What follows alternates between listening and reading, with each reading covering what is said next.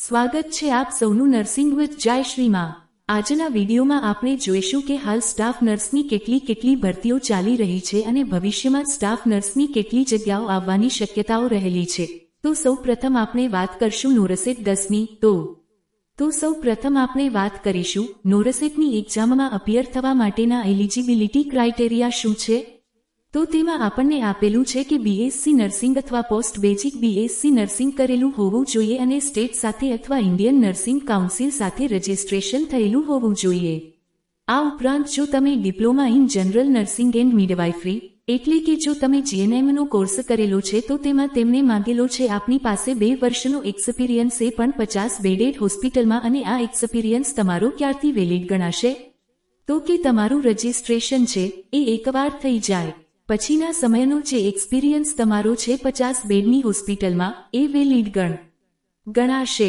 Application ફીસની જો વાત કરીએ તો જનરલ અને ઓબીસી કેન્ડિડેટ માટે 3000 રૂપિયા છે, જ્યારે એસસી, એસટી અને ઈડબ્લ્યુએસ કેન્ડિડેટ માટે 2400 રૂપિયા છે। જ્યારે પર્સન વિથ ડિસેબિલિટી એટલે કે જે પર્સન ડિસેબિલિટી ધરાવે છે તેના માટે એક્ઝેમ્પ્ટેડ એટલે કે તેના માટે કોઈપણ પ્રકારની ફી રાખવામાં આવેલી નથી। હવે વાત કરીએ જેની સૌને રાહ હોય કે ફોર્મ ભરવાની છેલ્લી તારીખ એટલે કે closing date of online registration, તો એ છે 16 માર્ચ 2026 26 અપ ટુ 5 PM 5 વાગ્યા સુધીમાં। તો નોરસેટમાં એપ્લાય કરવાની ડેટ આપણને આપેલી છે 24 ફેબ્રુઆરી 2026 થી લઈને 16 માર્ચ 2026 સાંજના 5 વાગ્યા સુધીની। હવે જો તમે કોઈપણ ગવર્મેન્ટ અથવા સેમી ગવર્મેન્ટ સંસ્થામાં કામ કરો છો તો તેના માટે તમારે એનઓસીની જરૂરિયાત પડશે। તો એ એનઓસી તમારે ક્યાં સુધીમાં જમા કરાવવાનું છે? 20 માર્ચ 2026 સાંજના 5 વાગ્યા સુધીમાં તમારે અપલોડ કરવાનું રહેશે। ફ્રેશ। હવે તમને કઈ તારીખે ખબર પડશે કે તમારી એપ્લિકેશન એક્સેપ્ટ થઈ કે રિજેક્ટ થઈ? તો એ તારીખ આપણને આપેલી છે 24 માર્ચ 2026। હવે આ તારીખ સુધીમાં જે કોઈ પણ કેન્ડિડેટ્સની એપ્લિકેશન રિજેક્ટ થઈ છે અને તેમને કોઈ પણ માહિતીમાં જો કરેક્શન કરાવવું હોય તો તેના માટેની તારીખ આપેલી છે 25 માર્ચ 2026 થી લઈને 27 માર્ચ 2026 સાંજના 5 વાગ્યા સુધી। નેક્સ્ટ આપેલું છે information about city of examination centre. તો એક્ઝામિનેશન સેન્ટર આપણું ક્યાં છે એ સિટી આપણને ક્યારે ખબર પડશે? તો તેમાં આપણને તારીખ આપેલી છે 4 એપ્રિલ 2026। નેક્સ્ટ ડેટ આપણને આપેલી છે એડમિટ કાર્ડ માટેની, તો તમારા એડમિટ કાર્ડ આવી જશે 8 એપ્રિલ 2026ના રોજ। ત્યાર પછી વાત કરીએ તો ઓનલાઈન સીબીટી સ્ટેજ 1ની જે એક્ઝામ છે એ કન્ડક્ટ થશે સેટરડે 11 એપ્રિલ 2026ના રોજ, જ્યારે સ્ટેજ 2ની જે એક્ઝામ છે એ કન્ડક્ટ કરવામાં આવશે ગુરુવારે થર્સડે 30 એપ્રિલ 2024ના રોજ। એક્ઝામિનેશન માટેનું સેન્ટર ક્યાં આવશે? તો એ આપણને આપેલું છે સિટીઝ ઓલ ઓવર ઇન્ડિયા। આખા ઇન્ડિયામાંથી કોઈપણ સિટીમાં તમને સેન્ટર એક્ઝામિનેશન માટેનું આપી શકે છે અને જો તમે સેન્ટર ચેન્જ કરવા માટેની એપ્લિકેશન કરો છો તો કોઈપણ પ્રકારની એપ્લિકેશન વેલિડ રાખવામાં આવશે નહીં, એ ડાયરેક્ટ રિજેક્ટ કરવામાં આવશે। ત્યારબાદ વાત કરીએ અમદાવાદ મ્યુનિસિપલ કોર્પોરેશને જે સહાયક નર્સ અને સહાયક સ્ટાફ નર્સ માટેની જે ભરતી બહાર પાડી છે તેના વિશે। તો આ જે ભરતી છે એ સ્પેશિયલ રિક્રુટમેન્ટ ડ્રાઇવ છે। કોના માટે? ડિસેબિલિટી ધરાવતા ઉમેદવારો માટે, જેમાં ઉમેદવારો પાસે ઓનલાઈન અરજીઓ મંગાવવામાં આવી છે જેની છેલ્લી તારીખ છે 10 માર્ચ 2026। જેની વિગતવાર માહિતી જો તમારે જોઈતી હોય તો એ તમને અમદાવાદ મ્યુનિસિપાલિટીની વેબસાઇટ ઉપરથી મળી રહેશે। જગ્યાની વાત કરીએ તો સહાયક સ્ટાફ નર્સની ટોટલ 21 જગ્યા છે અને સહાયક નર્સની 5 જગ્યા એમ ટોટલ 26 જગ્યા ઉપર ભરતી બહાર પાડેલી છે। ત્યારબાદ વાત કરીએ ગુજરાત ગૌ સેવા પસંદગી મંડળ દ્વારા જે આયુર્વેદ સ્ટાફ નર્સની ભરતી બહાર પાડવામાં આવી છે તેના વિશે। તો તેમાં જગ્યાની કુલ સંખ્યા જોઈએ તો એ છે 10 જગ્યા અને તેની ઓનલાઈન અરજી ક્યાં કરવાની છે? ઓજસ વેબસાઇટ ઉપર કરવાની રહેશે। તો અહીંયા આપણને વેબસાઇટ આપેલી છે। ઓજસ ઉપર આયુર્વેદ સ્ટાફ નર્સની જગ્યા માટે તમારે 26 ફેબ્રુઆરી 2026 થી લઈને તારીખ 12 માર્ચ 2026 રાત્રિના સવારે 11:59 સુધી અરજી કરી શકાશે। હવે આપણે વાત કરીએ વર્ષ 2026 થી 27 માટેનું જે બજેટ છે તેમાં સરકારે સ્ટાફ નર્સની કેટલી જગ્યાઓની દરખાસ્ત કરેલી છે?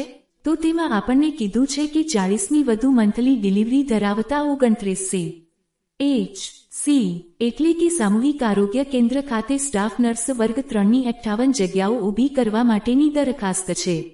એટલે ભવિષ્યમાં 58 જગ્યાઓ માટેની ભરતી સી માટેની આવવાની પૂરેપૂરી સંભાવના છે. બીજું આપણને આપેલું છે જિલ્લા અને પેટા જિલ્લા હોસ્પિટલોના આઈસીયુ ખાતે આઈપીએચએસ એટલે કે ઇન્ડિયન પબ્લિક હેલ્થ સ્ટાન્ડર્ડના ધોરણ મુજબ સ્ટાફ નર્સ વર્ગ 3ની ટોટલ 530 જગ્યાઓ ઊભી કરવા માટેની દરખાસ્ત છે. તો ટોટલ જે સ્ટાફ નર્સની 530 જગ્યાઓ માટેની ભરતી છે એ આવી શકે છે ડિસ્ટ્રિક્ટ હોસ્પિટલ માટે, સબ ડિસ્ટ્રિક્ટ હોસ્પિટલના આઈસીયુસ માટે.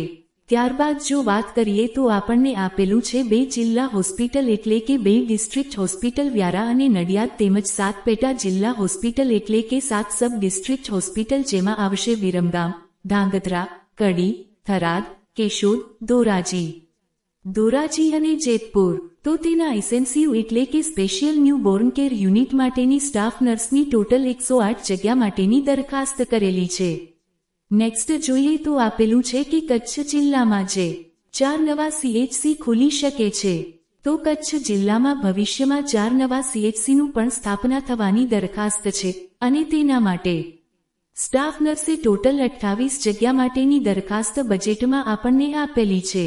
ત્યારબાદ વાત કરીએ એવા પીએચસી કે જ્યાં મંથલી 20 કરતાં પણ વધુ ડિલિવરી થાય છે તો એવા 18 પ્રાથમિક આરોગ્ય કેન્દ્ર એટલે કે પીએચસી ખાતે સ્ટાફ નર્સ વર્ગ 3ની ટોટલ 36 જગ્યાઓ ઊભી કરવા માટેની દરખાસ્ત છે.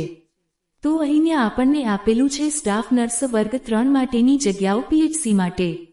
એવા પીએચસી કે જ્યાં મંથલી 20 કરતાં પણ વધારે ડિલિવરી થતી હોય તો તેમાં ટોટલ સ્ટાફ નર્સની 36 જગ્યા માટેની દરખાસ્ત બજેટમાં કરેલી છે.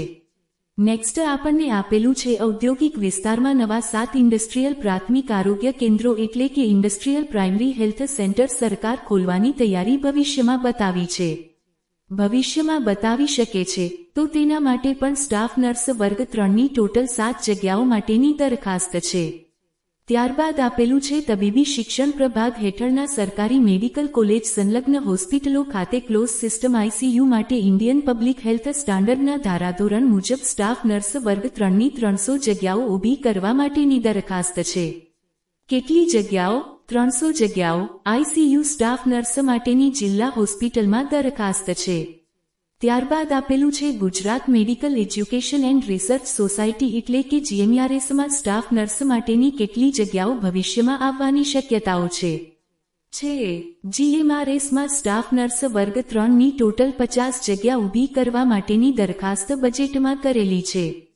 ત્યારબાદ વાત કરીએ તો Gujarat medical education and research society એટલે કે જીએમઆરએસ હસ્તકની મેડિકલ કોલેજ સંલગ્ન હોસ્પિટલ જેમાં સોલા, અમદાવાદ ખાતે સુપર સ્પેશિયાલિટી હોસ્પિટલ શરૂ કરવા માટે ટોટલ 258 જગ્યા ઊભી કરવા માટેની દરખાસ્ત છે.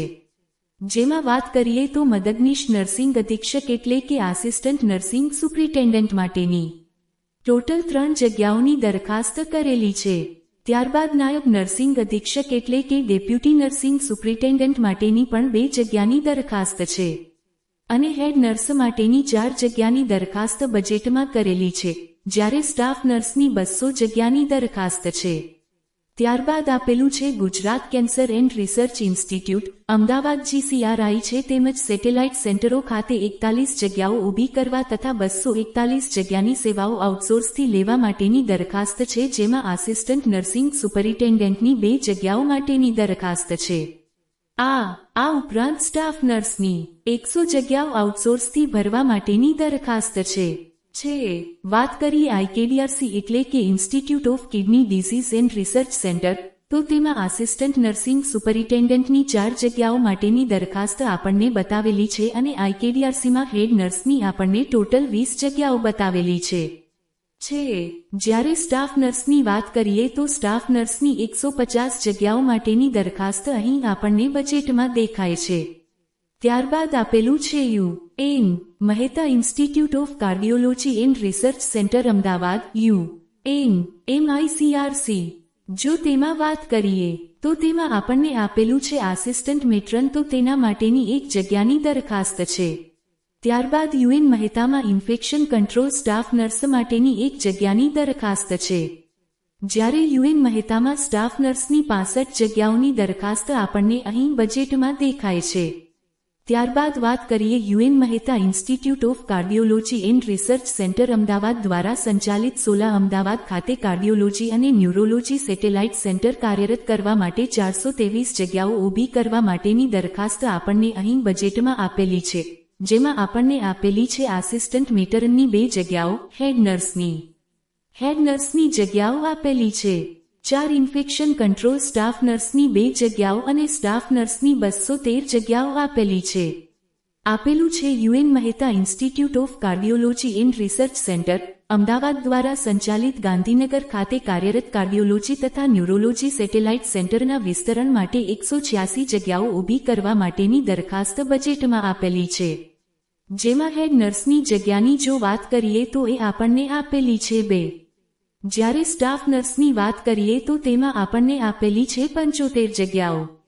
આપણને આપેલું છે અમદાવાદ મ્યુનિસિપાલિટી ખાતે 4 અને પોરબંદર મ્યુનિસિપાલિટી ખાતે 1 શહેરી સામૂહિક આરોગ્ય કેન્દ્ર એટલે કે યુસીએચસી અર્બન કમ્યુનિટી હેલ્થ સેન્ટર મંજૂર કરવા માટે ટોટલ 65 જગ્યાઓ ઊભી કરવા માટેની બજેટમાં દરખાસ્ત છે, જેમાં સ્ટાફ નર્સની જગ્યાની વાત કરીએ તો સ્ટાફ નર્સ વર્ગ 3ની ટોટલ 25 જગ્યાઓ આપણને આપેલી છે. તો આજે બજેટ પ્રમાણે આપણે સ્ટાફ નર્સની જગ્યાઓ અલગ અલગ ડિપાર્ટમેન્ટ વાઇઝ સમજ્યા. એ કોઈ ફાઇનલ રિક્રુટમેન્ટ માટેની નોટિફિકેશન નથી, એ ફક્ત એક બજેટ માટેનું પ્રપોઝલ છે. પછી ભરતી માટે અલગથી જાહેરાત આવશે. જો તમે પણ સ્ટાફ નર્સ ભરતીની તૈયારી કરો છો તો બન્યા રહો અમારી યુટ્યુબ ચેનલ નર્સિંગ વિથ જયશ્રી સાથે અને સ્ટાફ નર્સ ભરતી વિશે લેટેસ્ટ અપડેટ મેળવવા માટે બન્યા રહો અમારી ચેનલ નર્સિંગ વિથ જયશ્રી સાથે.